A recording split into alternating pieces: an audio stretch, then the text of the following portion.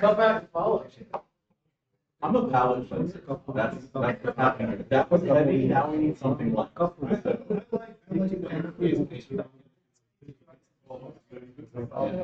mean, after I saw Scott's title, I was like, clearly I need to up my game. So I spent a little bit of time paging in Cassandra. I double check to make sure that data named it to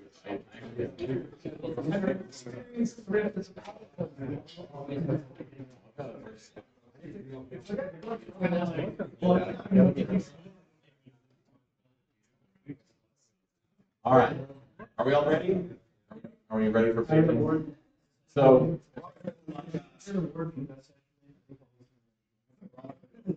okay. Not too loud. Okay. So it's right before lunch. I know I'm gonna have a bunch of peckish people out here in the audience. That's great. I'm Josh McKenzie. For those that don't know me, PMC member, committer, work with Apple right now. I've been with Cassandra since 2014, and I was thinking back. The first presentation I did was at the summit in 2014, where the Saturday before I found out that the person that was going to present had a biking injury, and the question was, hey, can you just pick up the read write path? And I've been on the project for like 5 months, so I was like, sure, let's see what happens. So ever since then, every time I talk to people about Cassandra, I'm like, it can't be that bad. Whatever happens, it's going to be good. So before I was with Apple, I've been with them for a few years, I was a lot of different things at DataStax, culminating with their VP of open source strategy. So I've been kind of around the block in a lot of different places with Cassandra. And a lot of the folks that I'm on a team with now, I used to work with over there too. So it's been a pretty interesting journey for all of us. So let's talk about our paging journey on the project. One of the things that I ran into when I started looking into what's going on with paging is how much what we're doing today looks like how what we were doing half a decade ago looks like what we were doing a decade ago. And if we look at the journey with paging and what has changed and what can change, we're pretty early still in terms of what our implementation looks like and what could actually be possible. So we are here earlier up in the path, and we'll get into the details of where we started and how it evolved and where it could evolve to in the future. And that, I think, speaks to a broader kind of meta question of what are the things that we're doing in the project that are just the way they've always been done, that have gotten more and more entrenched through code and through culture over time, that might not necessarily be like the best thing for our users or even for ourselves to maintain this. So the inception of paging and what it looked like at the beginning. One of the things I like about this quotation is that things take hold and they're almost impossible to eradicate. Anybody that's worked with an older code base knows this all too well. In the beginning, we had slicing. And depending on how mathematically inclined you were, you may take offense at me calling it unfriendly. But the API that we presented via Thrift really was just taking the guts of what's the database itself and putting it in the lap of the user and saying, hey, I want you to go ahead and make all the choices. Now, don't try to compile this and run it, and don't quote me on any of what you see up here. This is for illustrative purposes only. So I was digging through like Stack Overflow and trying to restrict Google searches and GitHub searching and asking on the dev Slack, like, does anybody have Thrift-based code around that does paging? And the answer was kind of uniformly, why? No. Ultimately, in the world of Thrift, you have to take into account, are you trying to touch multiple keys? You're paging based on the number of cells that you actually get back. You've got to specify byte ranges that you're working with. So it was immensely, immensely powerful. And I would also argue not immensely friendly, right? Iteration was fairly straightforward, fairly clean. There's some byte buffer wrapping and some things you kind of have to finagle with, but it was kind of UH. It was consistent with the UX of the rest of what we were doing with paging. So a lot of, kind of low-level bookkeeping, but that ended up being, again, powerful, effective, but, it's the 80-20 or 90-10 situation. So at a turning point in about 2013, a ticket came along, Cassandra 4415, which was, let's go ahead and do like a CQL-based, paging more in the server. Let's change the API. Let's kind of make it cursor-based. Let's make it taste a little bit more, smell a little bit more like SQL. So this is June of 2013, and Salon authored it. Alexi reviewed it. Alexi's still active. Salon's kind of floating in the ecosystem. We all know them. in essence, part of what happened here was a lot of the responsibilities that the user was saddled with were actually lifted and moved over into the server side, which of course meant the user lost the flexibility and the power that they had prior, but it also meant they didn't have to worry about it anymore. And our assumption was, as developers, that the vast majority of use cases would be well satisfied by that change. A big paradigmatic shift was going from thinking about paging in terms of cells or in terms of columns to thinking about it in terms of rows. A theme that we'll come back to over and over, and some of the work that's in flight right now, is the fact that like a row is not a row, it's not a row. And I mean, ultimately, a column value is not a column value. They vary fairly immensely in terms of their size, which means in terms of their impact to the end user. The way CQL paging works, a client will say, hey, give me these results, please. Okay, thanks, that'll be great. They can set the fetch size for what they want to do. And the server will return effectively 4 different things. They give you back the result page size. Here's how many results are in there. They give you back the actual results. And the thing that I bold, underlined, italic, there's a flag where the server authoritatively says, are there more pages or not? And this becomes very important for some of the things that we're working on right now. And it also gives you a continuation, which is effectively a clustering key. At what row do you want to resume? But we don't actually even encourage users to think about it. We basically tell them, you get a blob and you give that back to us, and you don't touch it, or there will be that times. And so users basically get that back, pass it back, and in this context, users is really the client, right? It's the drivers that you're relying on. I actually pulled from the protocol spec and dropped it. This is verbatim from V3, V4, and V5. This is incredibly important. So the protocol spec itself says you always have to check that has more pages flag. You can't trust the result set count in terms of saying, hey, there might be more data. You can't say, you know what, I'm only looking for 4,000 entries. I got 4,000 entries. I'm not going to, no. You have to respect that the server says there's more pages or not. And that's up to you. Fine. This becomes very important. Yeah. Iterating across things in the CQL world is very like idiomatic and end up a pace with regular Java code, right? Like, get my results, and then I'm just going to iterate across all rows that I get back. Or in the async case, you got to do a little bit more bookkeeping and check whether or not the paging state actually has more behind it. Inside the driver, under the hood, that really translates into, is the have more pages flag set? You know, do we have more things that we need to go to? So one of the immediate limitations that became quite apparent was when Node started and OOM, which is not ever what you really want. The initial implementation, it was the primary culprit for basically knocking nodes over and OOMing, because the way the logic in the server worked was, okay, my page size is 1,000, I'm going to keep going until I get 1,000 results. And if you have 999 results, and then 10 million tombstones, and then your last result, you're going to have a bad time. Right? So a few months after that, the Cassandra 6117 was introduced to introduce this basically an exception. So let's just kill it. Like, deep in the bowels, if we hit too many tombstones, let's kill the query at that point, kick it back to the user. Right? Because as a UX, it's not very friendly for the server to say, hey, screw you and your query, there's too many tombstones. But it's better than the server just kind of slowly dying off in the distance and you having no idea what you've done. So an objective improvement. And I'm pointing out who authored things and when, because this is kind of the last time paging really changed that much, which is over 10 years ago, which makes me feel old. The UX for it, you're still leaning on the client to actually specify how many of whatever unit you're allowing me to specify do I want to, right? In this case, it's rows. There was some discussion on 6492 about, do we actually decide this on the server side? We never reached a consensus on it. I don't think anybody really had the fire in their gut to fight to a consensus. So it was one of those things that we kind of talked about, and it's still open and unresolved to this day. And the large graveyard that is the Cassandra Jira. So that's where we are.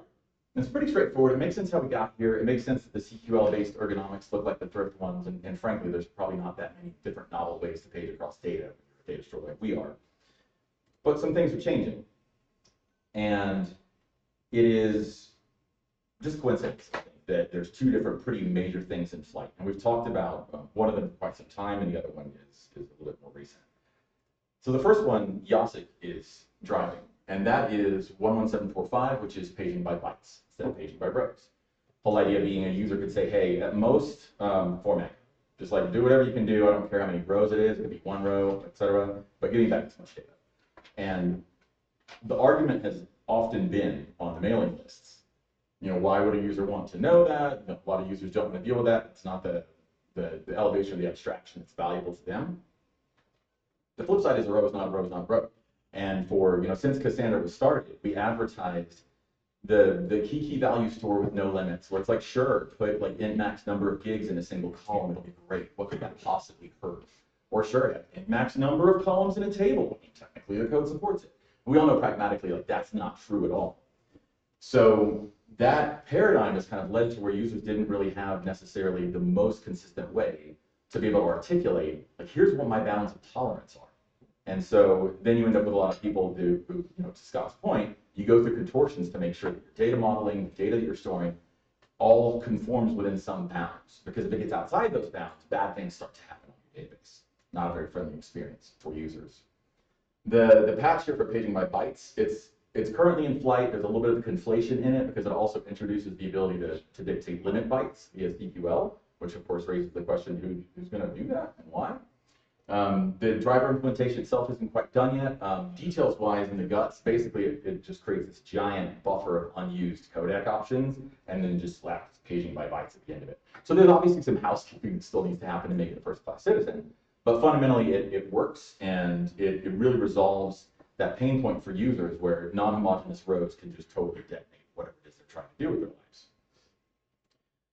The UX for it, there's kind of two different paradigms for the CQL semantic side of it. Instead of just limit in, it is limit bytes in. So that's how people would go from that side of things. And honestly, we may split it up into two different tickets so we can work on it as two different things. Limiting data for pages from the driver level. This isn't anything on the ticket yet, but it's very obvious. You can see, like, this is shaped an awful lot like sizing by rows. So it would make a bunch of sense for us to have it just be an adjacent fetch size limit.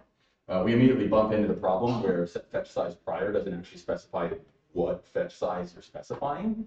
So having a fetch size of an unnamed thing that happens to be a value that we all know is rows, because that's the only way it used to be able to be done, probably not the best UX going forward. So we may end up in a world where we have like set fetch size bytes, set fetch size rows, something like that, and we'll hash it out on the list. The design for this is very non-invasive, like surprisingly minimal. So before in the database, whenever you're dealing with pages, we effectively just had this, you know, like a database descriptor informed magic number of max page size, and we use that all over the place, right? And so Yahtzee just introduced effectively a class that wraps whatever you kind of want to put it as being that max. So it can be row size, added the ability to specify by bytes. I have no other ideas for what could be useful, but if anybody does, it could go in there. And from a logical perspective, all this is taking place after tombstones have been reconciled, after the lower level of the storage engine has gotten things together. So really, instead of just saying, hey, if we have more than the number of rows that we've specified, we can also add, and also if we happen to have more than the number of bytes, let's just short circuit out and send it back to the user. And this is part and parcel to the existing system. It's very sympathetic to it. It doesn't really involve a lot of danger. We'll go with that. So yeah, when we were working on the review for this, Benjamin, who a lot of you know, he's been on the project for a long time, he raised some concerns that the way that the ticket was originally articulated doesn't match what was actually done. And I think that's a little bit more kind of annual tenant bookkeeping. Like at the end of the day, we're working on something now, so what's the right thing to do? So we probably need to update the JIRA and clean it up, or move the work over to another, et cetera. But there's really nothing blocking this moving forward other than time and energy. So I keep talking about how this is sympathetic and non-invasive and non-dangerous. And then there's this other thing that which is gracefully paging across tombstones, which in practice seems like it's very well within the letter of the law of our protocol spec, which is the server anytime can say, hey, I'm done, man. Like, I'll tell you I got more pages or not. Here's the data I'm willing to give you. It could be one row, it could be none rows. And that's not my problem. You need to respect the has more pages flag. So in essence, what that allows us to do is have a design where when we hit that threshold, instead of tossing out an exception and calling it a day, we can instead just short circuit the page and say, hey, we reached a certain point. Here's the cluster, here's the row that we hit, and I'm going to pass that back to you as a client. You get to decide what to do next, right? You can just continue to churn forward. This solves the tombstone overwhelming exceptions problem. And sort of, right? Because no longer will the node die. But now, let's go back to our 999 massive number of tombstones. One problem. Now, instead of the node dying, you've got a client that's like, why do you keep giving me zero-sized pages? And you're just changing where my clustering to resume is. That's not very friendly. So without an app team being informed, or a client or a user, they could go from having an application that occasionally bumps up against the tombstone overwhelming exception to having an application that at a certain point all of a sudden just goes out to lunch spinning because it's just churning through all these pages and behaving itself. So that's a UX and ergonomic chain that could be a problem. But I mean, if also the flip side of that is if you've got an infrastructure where you're running and throwing tombstone overwhelming exceptions all the time, you probably shouldn't be doing that, right? So anyway, it's one of those things that it's worth it to keep an eye on as you look into rolling it out and working with the feature itself. So how do you use it? Enabling this thing, I've debated between transparent and opaque. I feel like that's one of those distinctions that is just getting murdered, quote in quotation. But anyway, users shouldn't have to know about this, basically. This is the throwing the tombstone overwhelming exception in the first place was leaking an abstraction detail to the users, right? It was shunting something into their face that they may as well have absolutely nothing to do with on the read side. It's to populate the data, how they access it, how they delete it. So we've effectively traded out this exception that was kicked out for pages of smaller size as the result to the end user. No client action is required, no configuration on the client is required, and it's a per node setting with its current incarnation. And that's how we do a lot of different things. Somebody yesterday was talking about the size of the file. It's over 2,300 lines on it. And I want to contribute to that. So it'd be like 2,301 or whatever the next. Well, that's including the comments. Actually. No, I'm saying you're gonna have one line plus all the comments. I comment on. But only half of it is required. What, the comments or the? Yeah. Yeah. Well, Yeah. And then Paolo did the good work of splitting a bunch of crap out into the different options files too, and it's just Cassandra's complex. Like it's doing a lot of cool stuff. The way that I approached this was, let's go ahead and respect the limits we had prior with our warn and failure threshold. And really just say, when we hit the failure threshold, what do we want to do, right? Now, that bears some consideration. We should probably all talk about on the mailing list, because there's a couple orders of magnitude between when we warn the client and when we actually short circuit something. And going across 100,000 tombstones might not be the right threshold for paging in terms of when we want to kick things back, right? So there's some discussion and tuning that I think needs to take place there, but on the whole, it's fairly straightforward and fairly sympathetic from a configuration perspective. So design. The way the storage engine is built, those of you that have dug into the code base, you're probably familiar with transformations at this point, and how you can declaratively register transformations and transformations and transformations. Well, down deep in the bowels of that is when that execution exception was thrown, the tombstone overwhelming exception, deep in the read command. And so the structure that we're dealing with here, basically, we've got an abstract query pager. They'll have a bunch of different read commands for all the different times you're hitting the disk for each different page. And if we look at the single partition pager, because multi-partition pager isn't that exciting as a wrapper around it, inside there, it has this iterator that it creates, right, which is effectively a transformation. And I've moved that over to a stopping transformation, which is a transformation that exists to say, let's go ahead and pump the brakes. That whole structure is not particularly interested in outside people knowing what's happening inside. Seems totally reasonable. But we have two options when it comes to handling these tombstones and this exception scenario. One is finding every point up the stack where that exception is bubbling up, where people could possibly use it, and play whack-a-mole with every single one to instead be able to take a look at the results and decide what to do. The other is to say, look, a read command should be able to know for itself, did I hit a limit or not? And then expose that to outside interested parties. And I'll just keep that close to my vest, keep it to myself. If anybody else cares to know if I stopped for a reason and why I stopped and where, they're welcome to introspect. It's obviously right. Clearly, selling it is the better option. What that translates into is effectively inside the stopping transformation, there's just this exposure of did we actually get triggered? And that's more or less it, and the ability to trigger it from outside. So inside the process itself, prior we had this count tombstone method, where it's for metrics reporting. We also use it to say, hey, by the way, if I hit my limit of tombstones, that's when I'm going to throw the exception. So now we just branch. Based on how you're configured and based on who actually created the read command, do we throw the exception, or do we instead stop? Fairly straightforward. So outside consumers of this, the way they work with it, if you look inside the branch of the abstract query pager, it creates all these different read commands. And prior it was, just say create and throw them away. And now we just keep, a pointer to each one. And when we actually hit our closeout on that pager, we go through each of them and check, hey, did any of you actually stop because you hit the tombstone threshold limit? And if so, we actually change some of the logic in terms of how we handle that closing state. Prior, it was relatively dumb. It's just like all my read commands go until they stop going. And if there's more data, I tell you there's more data. So there's a little subtlety in there, but it's not too terrible. And that's the gist of it. It just seems to work, but that's not enough for me, right? This makes me very nervous, right? You screw up paging, and clients are going to start not getting data back. And so then I start looking into our testing and trying to figure out, okay, how much have we exercised paging? How comfortable am I that I'm changing something in the bowels of something where if I broke it, I'm going to know? I was not confident. So from a unit test perspective, I thought through about 26 different cases on, well, like, if we have a range tombstone, it's on top of a bunch of point tombstones, and the page boundary lands right in the middle, what happens? And originally what happens is Alexi's assertion in the RT bound closer says you're being bad, stop doing that, which uncovered something to fix. But then there's, are we doing async? Are we doing synchronous? Are we going forward? Are we going backward? Is there static data present or not? So all of these different things start to kind of come together. The tests themselves are really helpful for exercising things, but as I was writing them, I really am fairly lazy, and so it's like, I'm not going to repeat the same code over and over. I'm going to add a bunch of helpers to make this a lot easier to write these tests.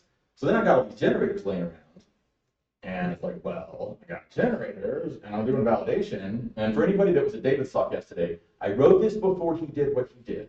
So me reinventing quick theories, the long tradition as engineers do, it is very, very similar to exactly what David was talking about.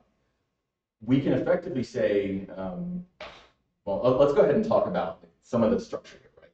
Stakes are incredibly high. So Harry, the fuzzing validator that we have, it does exercise paging at page size 1. So funny little anecdote, at the time that I started working on this testing, Alex was rightfully on well-earned PTO. So he's not there, Lord of Harry. And I'm like, I'll go look at the Harry code base and try to see, like, does it do paging? And I poked around a little bit in the code and was like, I don't see anything obvious. And I was like, maybe I'll check the README. And it turns out the README was a little outdated and said it didn't support paging when in actuality it did. So I, of course, went off and just wrote all this stuff. So now we've got multiple paging fuzzers, which means we're even more confident paging's amazing. It's a win for everybody. So anyway, what we have in there is there's a fairly lean model, which is for any given cell, does it have data or not? What is its liveness? Is it static or not? Is it, does it have a tombstone or not? So it's just this really fairly clean, simple, like, if you're going to page across this, what results should you get out? And I ended up pairing the helper methods I've written for the unit tests with propagating that model or populating the data inside there. And so effectively, you've got all these methods that whenever you call them, they will generate data in your model and they'll dump data in Cassandra. And then it's like, well, why can't we just randomize that, right? Obviously, we want to just go ahead and fuzz it. So there's a validation, and with any run that goes in there, you've got a seed that generated that run, where you can introspect afterwards if something fails and see what happened. It randomizes the parameters that are run. When I originally ran through this, I let it soak on my laptop for about 48 hours with much, much larger numbers than this. And it did suss out a couple of things where there were some fairly undocumented relationships in the code base that I tested. But it's pretty straightforward to kick off another test for this thing, which then led to, very similarly to a lot of the work that David has done. There's different commands, like an enum that you can randomize from, and then weight things and work with. I kind of approached this from I'm going to brute force this sucker and just like shotgun blast at the wall with like read rates or write rates, static data, commands that are operating with. But effectively, it'll randomize a long list of commands to actually run against the database and then to validate. And the way that structure works, you just reset the sucker, randomize for the next test for whatever your parameters are, get your command history for how you're going to populate data, and at that point you should have a model that matches what's inside your database. And then you tell, hey, validate this thing. So when this fails, tell, like, I have scars. I don't know how I've ended up in this place when I developed. There's two things that happen. One, it'll print out to the console to give you the exact shell to run to reproduce the test in its failure state. So if something fails in your logs, you can like copy and paste and make it fail again and again and debug it. But that wasn't enough. It needed to actually generate the Java code for a unit test for the failure case and dump it as well. So if this thing fails, my goal is no one will hit me up on Slack. That's my life goal. If it fails, you'll be like, well, I can just copy and paste and do it again. I don't, Josh, and then Slack me because, yeah. But anyway, at the end of the day, there was an ergonomics piece to this. And I felt it myself, because the first time it failed, I'm like, oh, this sucks. I got to go in here and copy and paste stuff and rerun stuff, and this is a real pain. But so ultimately, I was my user number 0 and trying to make this as easy as I possibly could for myself to rapidly iterate as I built this fuzzing process up. So what's left? There's happy path cluster detest, and I have not yet tested what happens if somebody does the thing we always tell them not to do and enables a new feature on a mixed cluster. In theory, all the reconciliation code under the hood that deals with the fact that you can get wildly mismatched page size results from different replicas should work identically. We don't actually change any of the semantics at all. But this is going to stress that in a way potentially that we have not stressed before.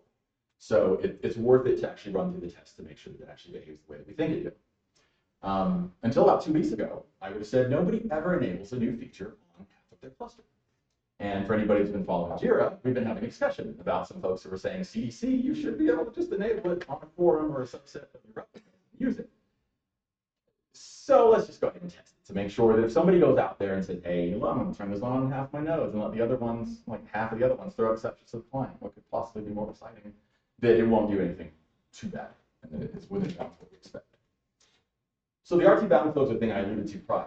When the storage engine was rewritten in 8099, there was a data loss situation that came up where if you had an unclosed range tombstone bound at the termination boundary of a page, you'd end up with a data loss scenario. I knew nothing about that. Like, I'm sure I knew about it like 7 or 8 years ago and just depicted it. Like, those neurons are dead now. But that was an assertion that I ran into face first, like immediately. I was like, here's an assertion, you never do the thing you're doing. Now I need to go figure out why. The fairly obvious, naive approach to resolving this situation was to basically say, if we hit our tombstone failure threshold, but we're within the range of range tombstone, let's just keep going until we're out of bounds. And then you get into the, what do you believe about the overlap of point tombstones and range tombstones and whether or not you're going to owe and no. And at the end of the day, belief-driven development is not going to work for any of us. And we can't regress to a place to where a weird edge case could cause nodes to OM again because of your tombstone arrangement. So I'm going to have to actually do the hard work to understand what in the hell happened with all that and make sure that we behave ourselves with this as well. But that's one of those things, again, like it's a holy grail where like there was data loss here and here's the fix for that data loss. Now I need to go in and change that. So that's how we're going to navigate that. And then of course to get it reviewed. It's had eyes on already. I'm pretty sure it didn't make Blake hate me. So far so good, but there's still just a little bit more work to do to pull it across the line. And that's where paging across tombstones sits as well. So paging by bytes, paging by tombstones, they're both at least the first 90% of the way done, and probably about halfway of the second 90% of the way, but pretty close. Which to me got me thinking about the future and what we're doing with paging. And for the record, like a year and a half ago, when I first started working on this stuff, I hadn't actually really touched paging much at all, and I had no opinions about it. And then now I spent a lot of time getting up close and personal with it, and starting to try to think about, okay, what are we doing and what might we want to change? So first off, in the future, in the near future, you as operators, users, developers will be able to gracefully page across tombstones and specify how much data to get back from the database. That is very near. The longer term, the medium to longer term, is, to me, a question of the UX. So the UX that we provided with Thrift was effectively, again, you have a bunch of power, go crazy. And we've evolved who owns what we're specifying with paging. And so we've moved some of that responsibility over to the server, out of the hands of the user. But we have continued to work in an environment in which the users have to specify something that effectively surfaces their need to understand what's happening on the database itself. They need to understand, what does it mean to page across 100 rows? They need to make that decision about those pieces of what they're doing, as opposed to saying, look, I know how much data that I can process, so at most give me back X number of bytes, right? And also at most take this much time. Like I got an SLA, you got 700 milliseconds, give me back, less than or equal to 4 bit, and let's just churn on that. Under the hood, it's using all the same primitives that we're using today, but it's a question of what we're exposing to the user and what's valuable to them in terms of needing to understand how the sausage is made with paging and what they're thinking about they're working with. There's other things that we can do in terms of actually taking a signal from what's going on with paging into some other LSM maintenance considerations. That, of course, opens Pandora's box to like cross subsystem signaling and awareness in terms of resource allocation and back pressure and things that we just don't normally really do as a project, but we might be able to benefit from that. Just as a tangent, and this is not a rant, Paolo. We talk about how we have a CETA architecture, and you go read the CETA white paper, and it's all about dynamic allocation of the different thread pools based on processing speed and based on what's going on. It's a maximized throughput type algorithm, which you can also tune the dial up and down in terms of when to prioritize latency. Our database has none of the intelligence and like all of the thread pools. So yeah. And like the queuing work that Alex has done is a very significant step, but it is also still kind of isolated in terms of subsystem. And so, we don't have a world where there is a single thing that knows what's going on with your queue depth, what's going on with your repair backlog, what's going on with your compaction backlog. We don't have anything that has all that metadata in one place to potentially make intelligent choices based on that. And then what you end up with is all of these organizations that help support Cassandra that's running that have these reflexive muscles where they're like, oh, well, when this thing is happening, go ahead and disable the native protocol because that'll let some things catch up. Or when that thing is happening, do a major compaction against the thing, fire the thing. But there's a human in the loop in all of these steps and stages for things that arguably like web servers did better 2.5 decades ago. So like I think there's potential here. And I've been grinding that axe for a while and not writing the code, and it's a very bad habit, so I should probably put my work on this. But anyway, to recap, we basically still page like it was thread. Not a lot has really changed. The last 7 years, there hasn't really been much movement in this area of the code base. It's capital G, capital E, good enough. But I wouldn't think anybody in this room would say paging in Cassandra brings me joy. I'm pretty sure nobody would like put that forward as part of their experience. It's about to change in a lot of really good ways that I think are going to move where that bar is on good enough. And we're going to have enough deep, robust testing infrastructure that if people want to get in there and start doing more interesting things with paging, we should be able to have a high level of confidence that what comes out the other end is actually what we think it is, what we want it to be. So there's still a lot more work to do, but I think it's actually pretty exciting. I didn't have an opinion about paging 1.5 years ago, and now I say the word exciting relative to it. I promise it's not Stockholm syndrome. It's actually it's good stuff. And that is what I have to offer you on paging for today.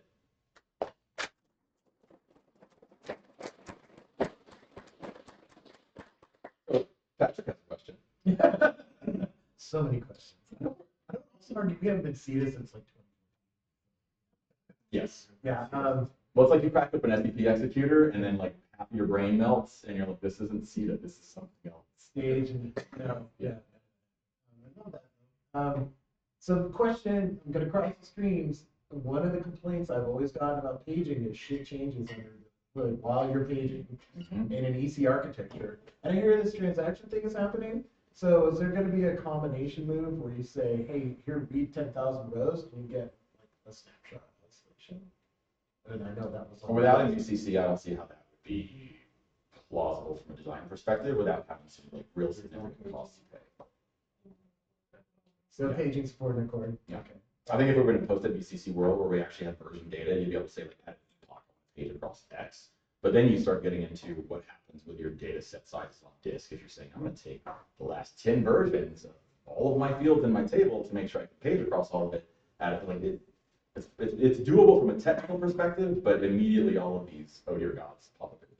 Well, I mean, this is why Oracle admins make a lot of money. Because that, you have to maintain reader segments. Right? And we're going that path. That's why I asked. It seems like that's the next step. Interact. Yeah. That's outside the scope of this talk, Patrick. No, there's really no. No, I like your Grace Hopper quote. I'm there. Yeah, yeah.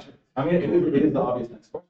If you think about an accord everything, you're basically a XMPP CP database. Yeah. Then it's like you got the elephant in the room, which is paging over in the corner, like, guys. We don't.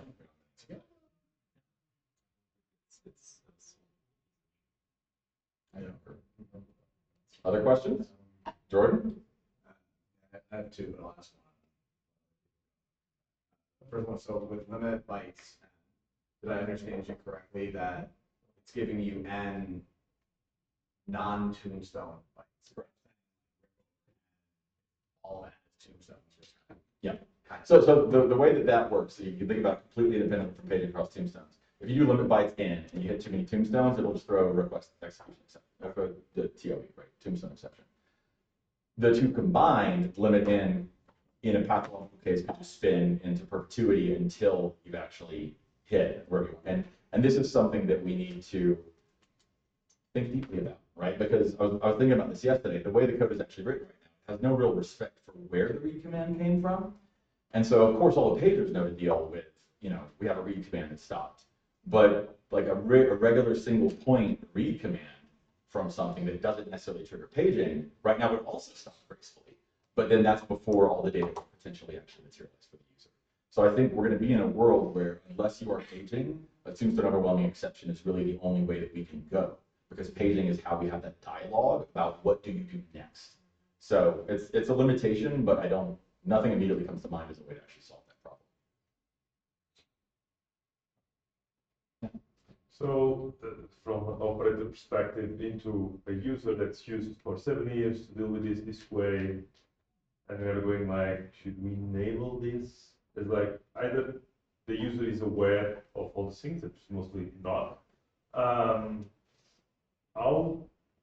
But because as you said, like when tombstones overwhelming, they get to know they're doing some bad stuff, and the operator kicks in and we do whatever needs to solve it. They fix the data model. Mm-hmm. Like, how do we introduce this to 7? Yeah. So for those in the back that might not be able to hear, the question is, if we now have all of this effectively cultural and behavioral infrastructure in place to accommodate the way paging works now, and all of the application teams understand it and SREs understand it, do we just flip the go flag with this thing? And like, what's the downside? Is that a fair assessment? So the first thing that came to mind for me is like, is this just going to encourage bad behavior? Is this going to encourage massive tombstone accumulation and people who, in the past, they would get bit by having an exception that's told them you just literally cannot do this, you must stop, to then be in a new era where people are saying, all of my queries are slow, Cassandra sucks. And we're like, well, that's because you have a 1,000-to-1 ratio of tombstones to actual data made up. So this does open a new set of challenges for us to figure out how to navigate as a development community. And that's part of where I get into, can we take that information as a signal into our LSM maintenance? Can we get into a world where client warnings are something that everybody has turned on, that include remediation ideas or links to documentation, right? So if you get a tombstone warning as an application developer, and it's just like, oh God, you went across too many tombstones, that doesn't really tell them what matters or why. But if that instead said, hey, by the way, go read this thing on why you shouldn't do it, and the data modeling will help fix it, then we get into a world where, in theory, instead of the really, really blunt hammer of you get an exception in your face when you do a bad thing, we get into a world where things are more graceful, they slowly degrade over time, and users are presented the tools to self-serve.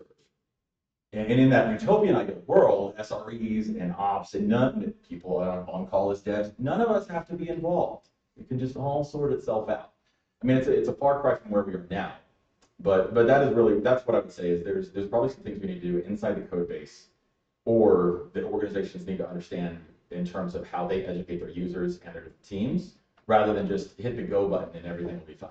Now, you should be able to hit the go button and everything will be fine if some things may be slower instead of dead. But that isn't necessarily the best experience, I think. Does that answer the question? Yeah, my concern is that organizations will not enable the plan. Like, yeah, I don't want to deal with everything that will come with that. Yeah. Yeah, I mean, it's quite possible. And that's one of the things I think that falls on us. One of the things that we've been relatively weak on as a community since I've been involved is documenting what we do and writing user-facing documentation about why they should do it, about having error messages that are not infuriating because they're so opaque that you're like, well, now I need to go look at the code base and search for what the hell this thing is saying. Anyway, that's a pet peeve of mine.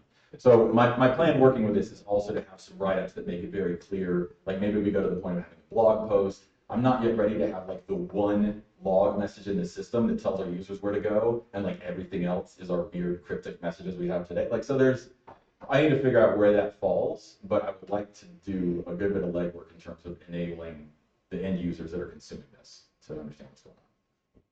So, oh, there's another question behind you, Jordan. You already asked.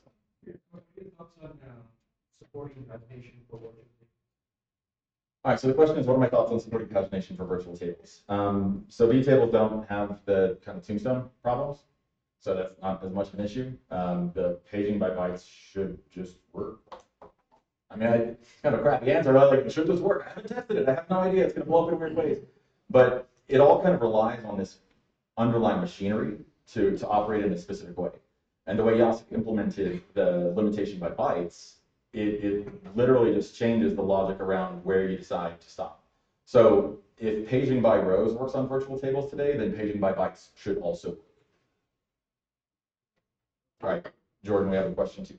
Yeah, like just with on the first one, I think it really depends on the organization.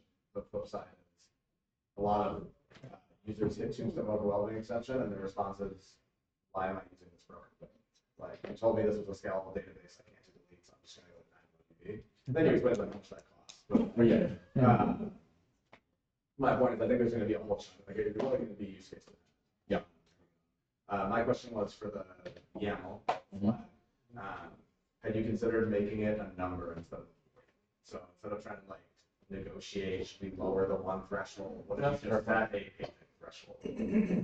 So Jordan's question is, in the YAML, have we considered, instead of just being a Boolean to turn it on and off and then overloading the previous value, why not just instead have a paging across tombstone threshold?